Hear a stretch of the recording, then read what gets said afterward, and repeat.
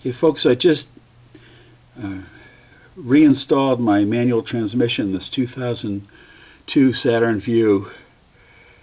To take that transmission out in the first place, one of the things I had to do was take the subframe out. The subframe has also been reinstalled. I just did that this afternoon.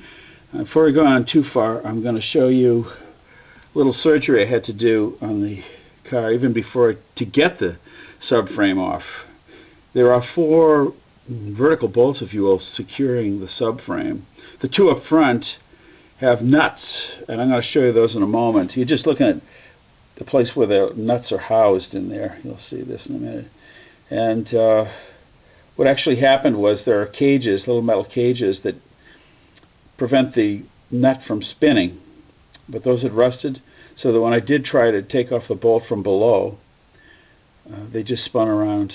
I had to think of what to do. So there was a small existing rectangular opening there, not big enough to get a wrench into, but big enough to take on water and dirt. But I enlarged that. I had a reciprocating saw and a jigsaw with different metal blades, and opened it.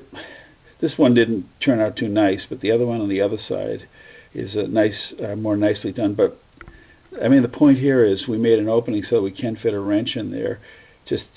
In my case, I was able to put the wrench in to extract the bolt, unscrew the bolt, and of course we're going to use that same opening again to place the nut in there and then secure that subframe up front. Both sides were affected this way, and I, like I said, did surgery on both sides. This happens to not be as aesthetically pleasing. But let's show you that bolt and what I'm talking about. Okay.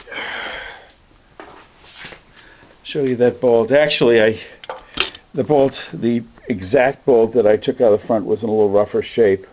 This is one that was taken out of the back, but I wanted to put that nut on it. You see, it has a width difference from the length. I didn't know that at first, but when I discovered that narrow width, I was happy, because it meant I had a wrench, open-ended wrench, wide enough to accommodate that. And indeed, it was a 24 millimeter that I was able to stick in there. After I made that hole that you saw that I ripped open there, now I could place this opening wrench in, secure that, and extract the bolt. And that's the reverse of it. I'll do shortly. Believe me, I will put lots of anti-seize compound, that silver anti-seize compound, all on the threads before I do it. And then I'm going to squirt some chain lube in there, and finally I'm going to bang that metal a little better together so it isn't so jagged, and bang it inward, if you will.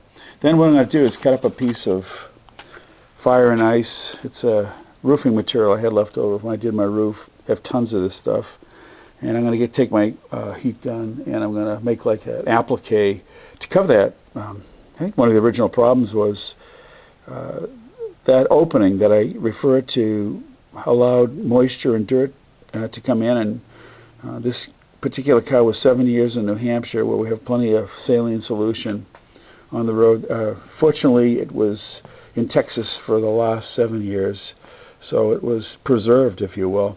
And but anyways, I'm going to seal this up so no New Hampshire solution will get in there, highway saline solution, and we'll hope for the best. I wanted to show you that because somebody out there will run into this problem, and like I said, this is what it took to get out that bolt and lower the subframe. So hope this video is helpful, and have a happy project. Bye-bye for now.